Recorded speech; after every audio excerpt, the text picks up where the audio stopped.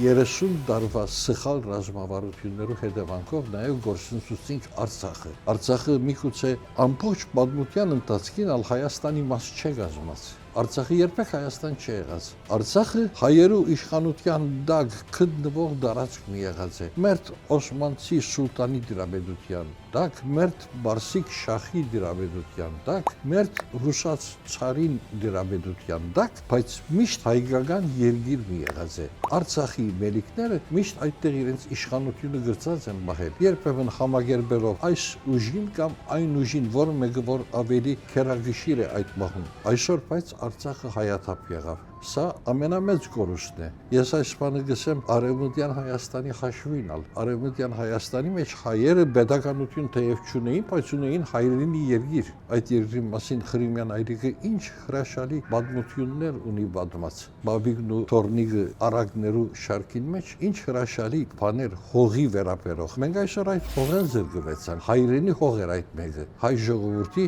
աշխարհի հետ հանդիպած տեղն էր, Հայաստանն էր այդ տեղը, եւ մենք 1915-ին յետ հայրենի հողեն զրկվեցանք եւ գալով 1923-ին այս անգամ Արցախը նույն ճակատագիրը ունեցավ, հայաթափ եղավ։